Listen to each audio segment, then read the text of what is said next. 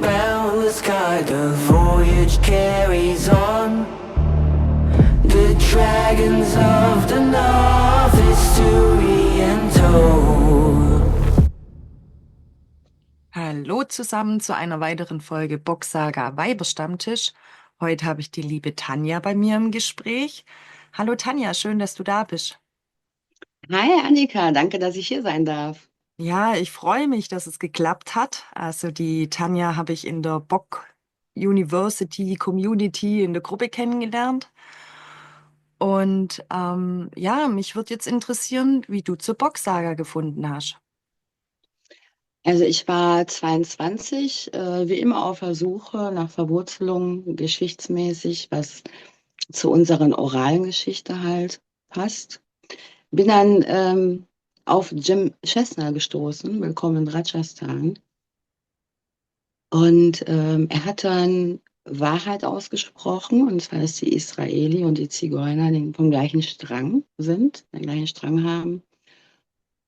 Und da war ich erstmal total verunsichert, weil das setzt altes Wissen als erstes mal voraus.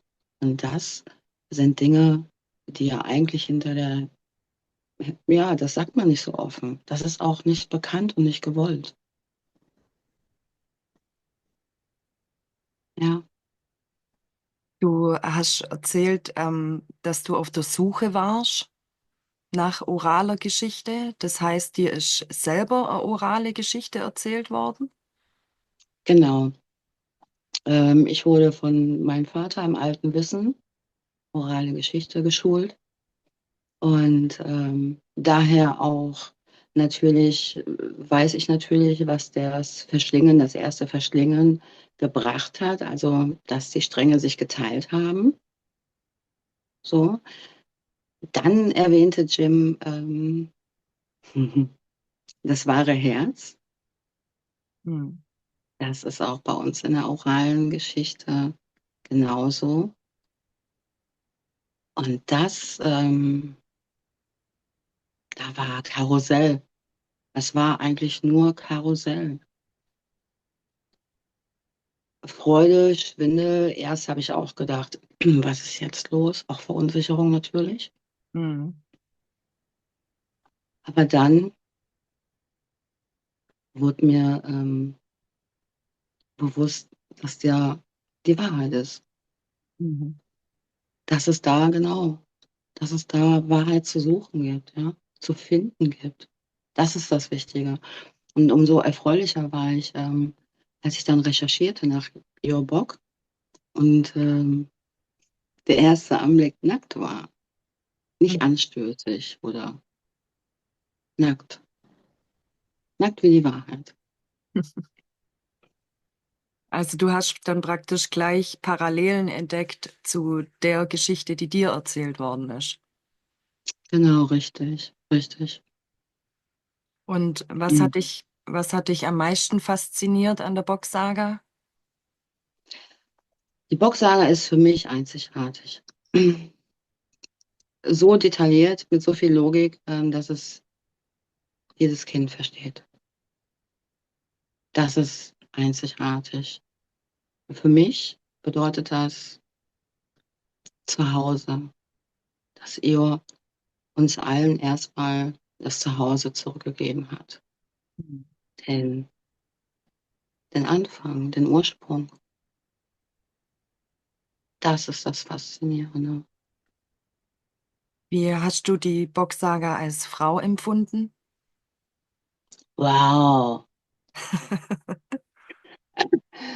Der Bock ruft seine Ziegen nach Hause.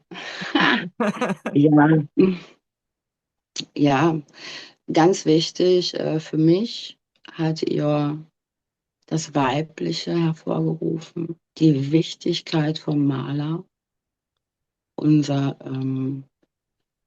unser heiliger Gral, würde ich es benennen, ja, unser Maler, was natürlich ohne Sperma wertlos ist, so wie Sperma ohne Maler Mhm. wertlos ist. Und auch diese Begriffe, das hat schon Da ist schon der Klang auch wichtig. Das hat schon Sinn. Dieses Wissen nur. Also da kann ja auch jeder dankbar sein, dass wir so ein Wissen erhalten dürfen. Mhm. So tief. Das, also da, das auch in Frage zu stellen, das kann sich ein Mensch nicht ausdenken. Mhm. Also da sind Beweise, man kann da und da. Ich hatte das Glück, dass mir auch in dieser Systemwelt die orale Geschichten oder das Geflüster der Alten noch zuteil gekommen ist. Ja? Mhm. Aber ich bin mir sicher, dass unsere aller Ahnen und Alten Geschichten haben, wo wir vielleicht nicht mehr hingehört haben oder die unterdrückt worden sind, wie so viel. Was wünschst du dir für die Zukunft von Boxsaga? Für die Zukunft von Boxsaga wünsche ich mir, dass wir ganz viele Menschen erreichen, dass das Weibliche den Ursprung zurückbekommt im Gleichgewicht mit dem Männlichen. Ja, und natürlich die Wichtigkeit der Tempel, was bei uns in der oralen Geschichte die Gebärmutter symbolisiert, dass geöffnet wird, dass ja, Wo du dann die Boxsaga entdeckt hast, was hat es mit dir selber gemacht? Hast du angefangen, Verknüpfungen aufzustellen oder wie ging dann die Reise weiter? die Reise ging weiter. Also ich habe erstmal das Feuer befragt, ob ich mich mit Ananto verbinden darf. So, hört sich jetzt natürlich erstmal wieder creepy an, aber so war es. Ich habe dann auch ein Zeichen bekommen, dass ich das darf. Und somit konnten wir uns nochmal tiefer verbinden. Auch ich kenne es unter Klangsprache, Mhm. also nicht so detailliert wie die Boxsaga. Wie gesagt, das ist für mich einzigartig. Aber der Grund von den Bedeutungen, den verschiebt man nicht. Oder auch in der alten Sprache. Auch bei uns ist Pani das Wasser, das helle Wasser. Also es gibt viel, viele Verankerungen. Also habt ihr in eurer oralen Geschichte auch eine Klangsprache? Genau. Also da heißt es Klangsprache, das ist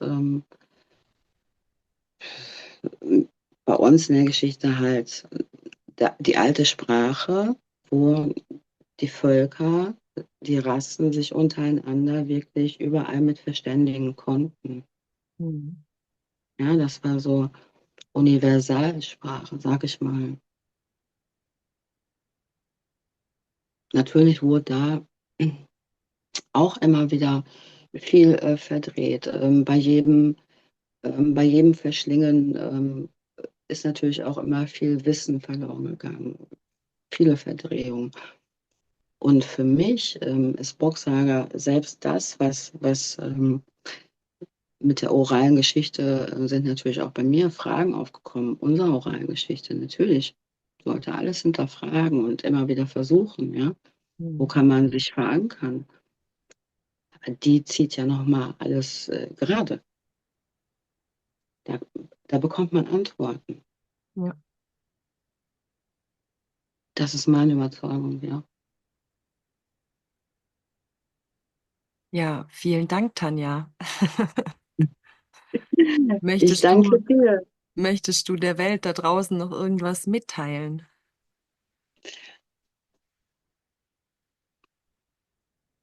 Ja, ich möchte als erstes möchte ich dir danken, dass du das ermöglicht. Ja, gerne. Natürlich, ja. Ananto, Jim, also da gibt es ja also die ganzen, die den Samen tragen, den danke ich, ja. Und ansonsten Frieden. Vielen Dank für das Gespräch. Ich danke dir.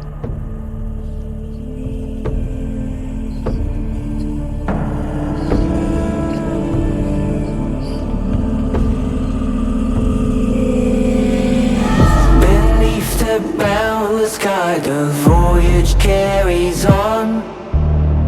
The dragons of the